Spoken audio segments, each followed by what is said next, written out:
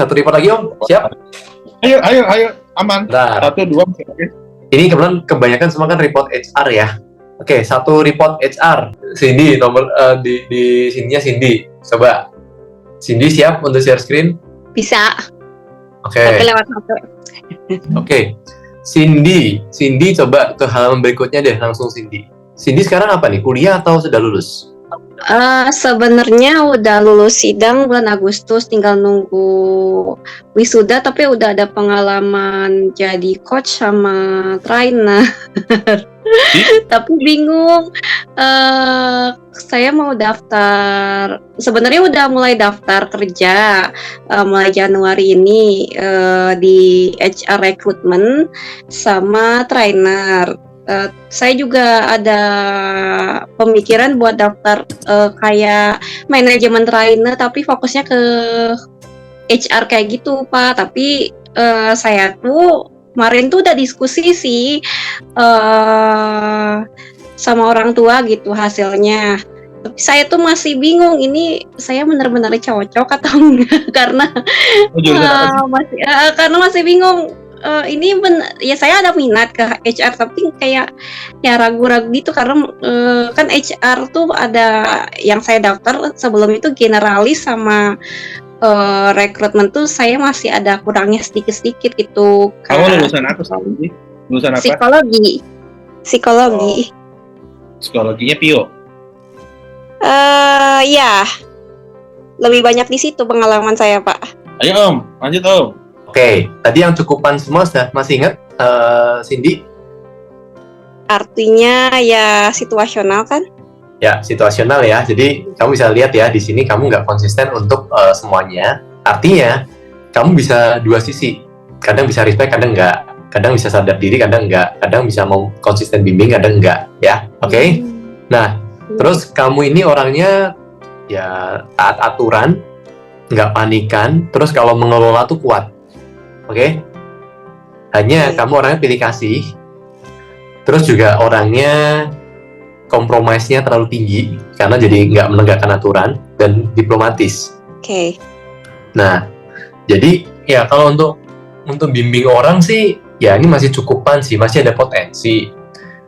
Terus kamu kan juga ada tendensi keadilannya kurang. Sebenarnya kan kamu juga ngeliat-liat orang ya. Kalau orang yang kamu rasa srek banget, kamu bisa mau berbuat lebih banget buat dia. Coba bawahnya.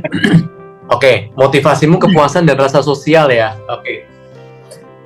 Cindy, apa yang paling kamu rasa challenging dan paling menantang buat karirmu? Sebetulnya kalau lebih challenging itu lebih banyak interaksi sama orang sih, terutama kalau interview ya ngegali-gali data orang. Ya itu yang saya suka, apalagi ketika orang itu nggak terbuka sama orang lain tapi dia bisa terbuka sama saya gitu. Itu yang saya puas dapat data itu, dan ya sekarang nggak langsung karena saya anak psikologi ya jadi bahan observasi tersendiri gitu. Ya. Motivasimu di kepuasan. Jadi sebenarnya kamu ini suka challenge. Nah, dengan hasil yang tadi, aku jujur nggak kebayang HR-nya apa. Cuman modal kamu adalah selama kamu merasa ter-challenge di bidang itu, kamu akan mau untuk berbuat lebih. Dan apalagi kalau apa yang kamu lakukan tuh bisa membawa benefit sosial buat mereka. Kamu bisa merasa kamu membantu orang. Kamu bisa membawa impact positif buat orang lain, entah keluargamu sendiri, entah buat mereka, atau pokoknya ada unsur sosialnya. Nah, mungkin yang saya bisa bilang adalah ya spesialis CSR-nya mungkin banyak, cuman coba pikirin bidang yang memang membuat kamu merasa kamu, ya istilahnya ya, membuat kamu merasa kamu tuh berguna dan dibutuhkan. Training sama coaching, karena di pengalaman selama magang tuh ya kebetulan kamu merasa dibutuhkan. Dengan begitu kamu merasa kamu punya guna dan manfaatnya. Iya. Itu salah satunya. Start dari sana kalau gitu, kalau kamu, karena motivasimu di situ. Jadi terus juga karena kamu coaching dan training, dengan kamu keadilannya lemah, malah mungkin kamu bisa sangat pay attention ke beberapa orang dan kamu bisa nurture mereka dengan baik. Cuman perlu digali lagi sih ya. Aku cuma bisa baca kayak itu area yang kamu bisa coba pikirin. Oh enggak Om? Oh udah. Udah lihat Omnya udah mulai ancang-ancang nih Om. Monggo. Sini, kamu lulusan kampus mana? UIN Pak, UIN Bandung. Nah, UIN sih. Tuh. IPK berapa IPK? 3,42. Oke, bahasa Inggris bagus nggak? Bagus. Bagus. Pede banget lagi, bagus. Ya kan ada skornya, kalau dari skornya Iya. mah bagus, tapi kalau Berapa TOEFL-nya berapa? TOEFL-nya berapa? TOEFL-nya nanggung sih Pak, 547. Ya, bentar lagi 550 ya. 550 lah minimal lah. Tadi kalau saya lihat, sebenarnya kamu sudah sempat nyinggung MT ya, itu bagus kayaknya. Kayaknya kamu kalau HR sudah nyambung, kamu ngasih training sama coaching ya. Cuma masalahnya gini, profesi itu SR yang menjalankan fungsi training coaching itu perusahaan-perusahaan yang lebih modern. Ya, perusahaan-perusahaan yang lebih modern. Makanya tadi saya nanya bahasa Inggris, ya kalau segitu oke lah, masih oke, syukur-syukur bisa di atas 550 ya, 550 ke atas. Coba kamu ngelamar di perusahaan, cuman sorry, mohon maaf, cuman kayaknya agak kurang, nggak tahu ya, mudah-mudahan siapa namanya ya, kurang dari sisi kampus kali ya, iya nggak? Ya tahu lah ya. UIN. Nilai jualnya agak beda ya. Kalau huruf N-nya dihilangin aja lebih menjual tuh. Iya dong Pak. Bukannya saya bilang UI negeri Pak, nggak bilang UIN. Jadi kalau bayangkan saya sih dengan profil kamu, kapasitas intelijensi begini, terus dengan kemampuan tadi kamu barusan sampaikan, saya berharap kamu itu bisa ngelamarnya di multinational company, ya. Entah di posisi ya MT, manajemen trainee, nanti juga insya Allah akan diarahkan sebagai HR, atau memang di multinational company yang memang ya perusahaan yang aware, yang care dengan coaching, yang care dengan people development. Kalau bayangan saya ke situ. Nah, kalau nggak perusahaan multinational company, perusahaan lokal, mungkin saya boleh bilang kalau bisa ke Astra tuh bagus di sana. Profilmu itu lagi-lagi sorry to say di luar kampus ya, profilmu itu insya Allah menarik tuh. Kalau kamu ke perusahaan yang SR, mohon maaf, yang SR-nya lebih banyak urusan administratif, kepersonaliaan ya, masih PR dengan urusan compliance dengan regulation, itu kamu kayak kurang pas di situ kayaknya deh, insya Allah gitu. Kalau Odi gimana Pak? Kalau Odi sekelasnya Pak? Odi itu kan banyak analytical ya. Kalau kamu lihat ke atas deh, ke atas. Sayangnya kamu tidak muncul analytical thinking-nya nih. Di sini nggak muncul nih. Saya nggak. Berarti kan itu bukan yang terlihat sangat kuat di dirimu ya. Saya nggak tahu. Analisis tapi lebih ke strategic thinking. Kamu kuat di situ nggak? Pernah sih ada kuliah sebelum selesai itu saya pernah jadi ketua Pak. Jadi emang merencanakan kayak pelatihan, terus tuh acara-acara, ya palingan itu sih yang paling mendekati Pak kalau dari sudut pandang saya ya. Kamu pernah bikin atau punya pengalaman atau punya pengetahuan tentang misal manpower planning? Pernah bikin? Iya, pernah, kayak waktu di pengalaman di perkuliahan tuh saya ningkatin kayak misalnya nih yang dibutuhin tuh kalau di jurusan saya namanya psikologi diagnostik. Nah itu lebih condong mereka butuhinnya apa tuh, kayak mahasiswa angkatan di bawah saya tuh kayak observasi atau malah administrasi alat tes, misalnya itu yang paling dibutuhin. Jadi apa aja yang dibutuhin materi-materinya, palingan kayak gitu sih Pak. Yang saya dapat. Masih lumayan dapat untuk OD-nya, masih lumayan dapat ke arah sana. Hanya saya masih agak ragu sedikit karena di penjelasanmu barusan tadi itu, ketika kamu nge-recall memorimu itu agak lebih lama dan penjelasannya agak tidak terlalu pede ya. Ada sedikit keraguan karena nggak clear. Nah itu yang saya agak sedikit ragunya tuh. Walaupun dari sisi experience-nya kamu bilang seperti itu, ya cukup oke sih, bisa aja menuju kamu sebagai seorang OT, bisa. Cuman saya masih agak ragu. Saya lebih pedenya kamu jadi ngurusin people development, yes, training, coaching, itu good buat kamu, arahnya sebagai MP juga bisa, dan perusahaannya perusahaan yang levelnya agak ke atas tuh, bisa multinational company, atau perusahaan yang memang care dengan itu, kamu perlu ke sana deh.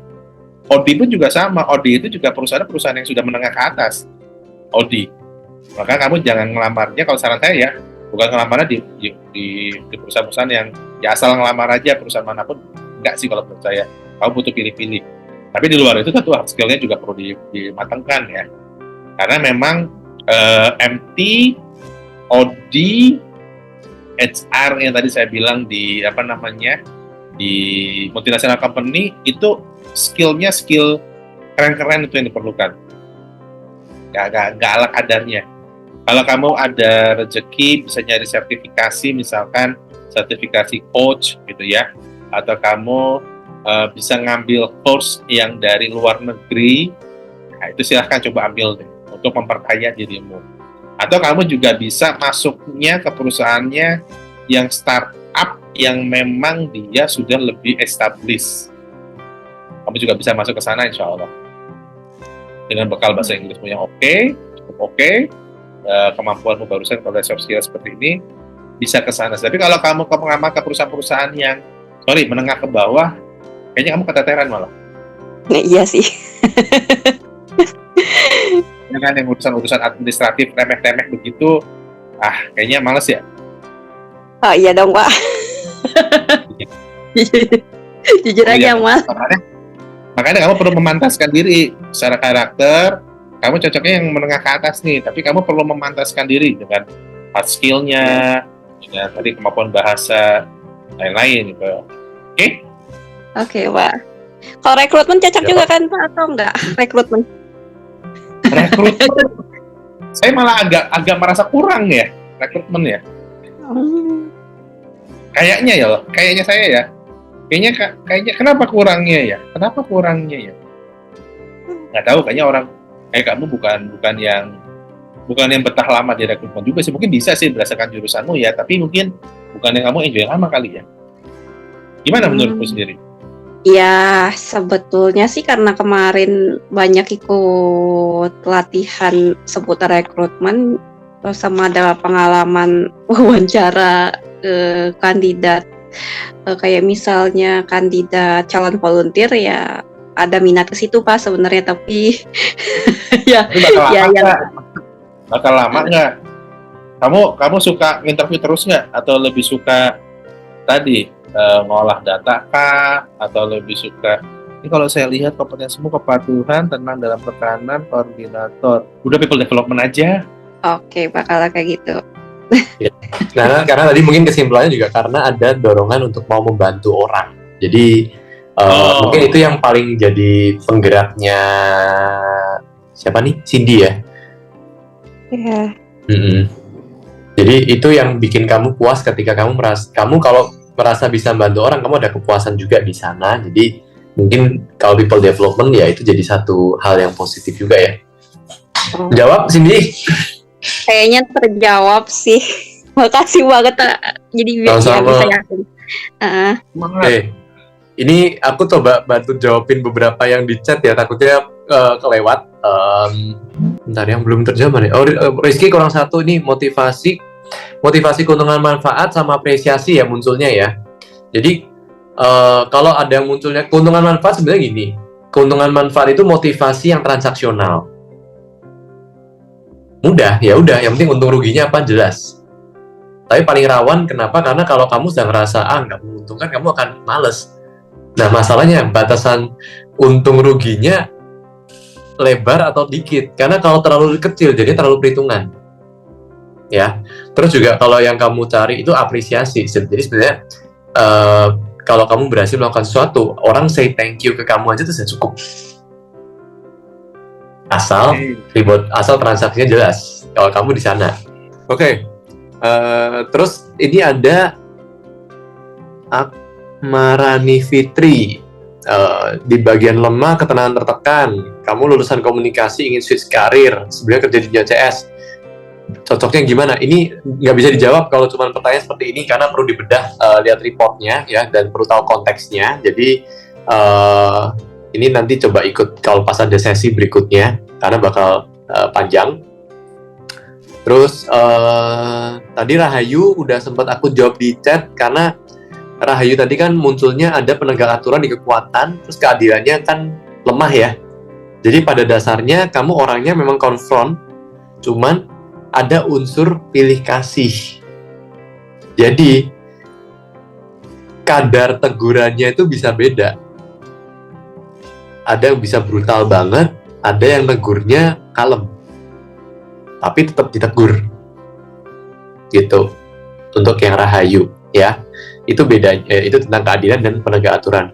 Tadi ada juga yang Fadia, job seeker, kuatnya di interaksi, berhati-hati, dan koordinator. Oke. Yang lemah di keadilan, penegak aturan, dan introspeksi. Kamu ngelamar di people development, employee engagement.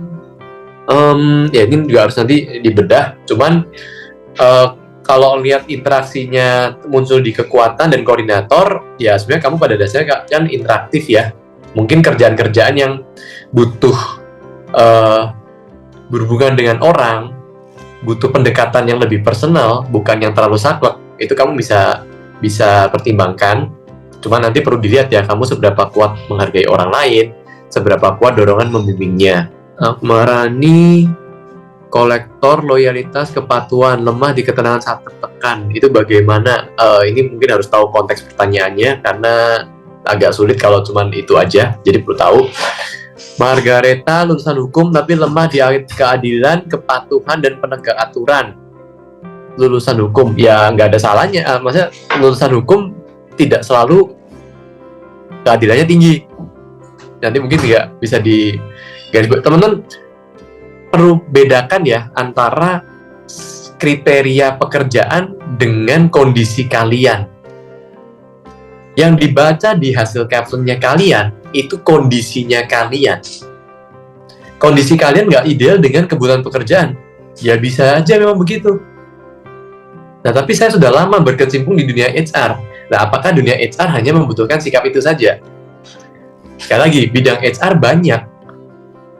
Mungkin kamu minat, Margareta, kamu minat di bidang tersebut. Atau kamu mungkin nggak tahu mau bidangnya apa, jadi tahunya bidang HR yang itu saja, bisa jadi. Nah, itu nanti perlu digali lebih jauh waktu lihat hasilnya. Ya. Margareta, kamu SR apa? Saya ini, Pak, talent acquisition. Yang kuatnya apa? Itu kan yang lemahnya ini. Yang kuatnya apa? Ya kan kamu ada kelemahannya di keadilan, kelemahannya di nah sisi kuatnya apa? Yang di report itu. Saya di ketenangan saat tertekan, komunikasi sama kehati-hatian, Pak. Masih aman sih di talent acquisition. Rekrutmen, soalnya masih aman di situ. Lanjutkan, Margareta. Mungkin hati-hatinya di kepatuhan kali ya. Kalau kerjaannya butuh kamu patuh sekali, yang mungkin jadi kurang tepat. Tapi kalau kerjaannya butuh menciptakan policy baru, mempertanyakan untuk membuat kebijakan-kebijakan jadi lebih baik, ya itu coba dipikirkan juga. Karena tendensi kamu tuh mempertanyakan peraturan, mempertanyakan kebijakan. Ya, cuman kamu ada sisi bagusnya dalam komunikasi. Pikirkan juga betul, apa ya yang kamu bisa berkontribusi ke perusahaan dengan cara apa, Pak? Kayaknya kok ada kebijakan yang ini kok kayaknya kurang pas ya. Kenapa? Kamu bisa cerita. Hanya kehati-hatianmu tuh juga kadang bisa bikin kamu pun takut untuk cerita, takut kamu salah. Tapi dengan kekuatan seperti ini, coba pertimbangkan untuk, apalagi kalau misalnya kamu bilang kamu sudah 6 tahun berkecimpung di dunia HR, ya mungkin pikirkan untuk upgrade-nya dengan cara apa. Mungkin kamu bisa lebih kritis dalam memperbaiki atau improve kebijakan-kebijakan yang saat ini ada. Kebayang? Ayo. Bisa di-relate? Kamu tetap di talent acquisition aja udah. Anggap aja kamu lulusan psikologi. Oke. Ya. Baik. Cuman kelemahan kamu di kepatuhan bisa kamu improve ya. Jadi untuk ya misal talent acquisition ya coba untuk perbaiki kebijakan yang saat ini ada di perusahaan. Ya. Om, kayaknya perlu disudahi nih Om. Ya, Teman-teman, seru ternyata ya.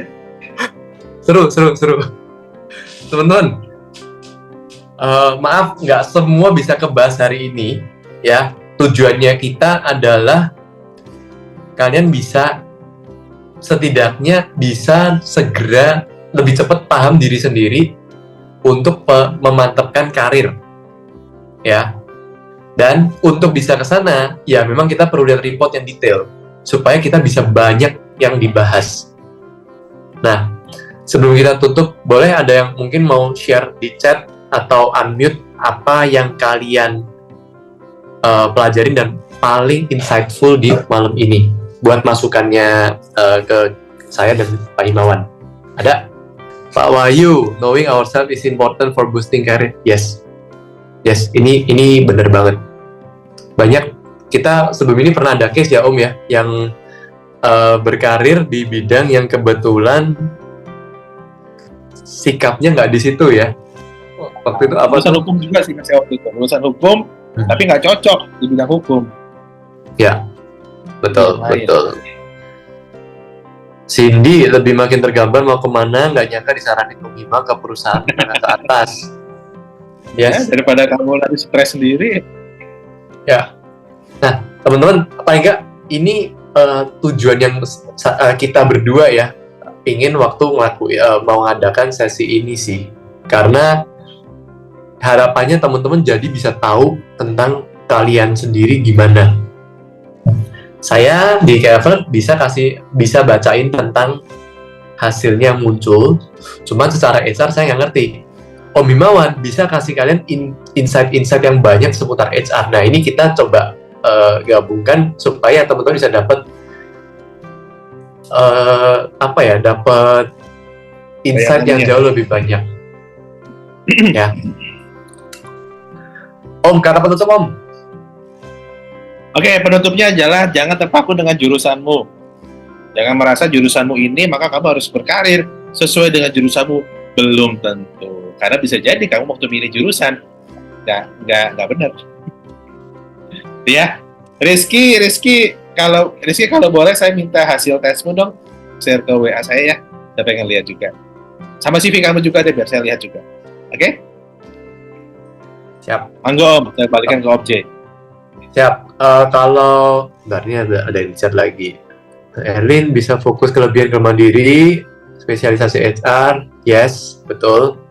Mungkin nanti juga teman-teman kalian kalau ada yang juga memang sedang bingung tentang HR dan lain-lain, silakan diajak ya. Nanti kalau pas ada sesi, kita juga mungkin open lebih bikin kayak kelas kayak sesi gitu kali ya Om ya. Kita blast juga kali ya. Betul Om. Siap, insya Allah. Siap.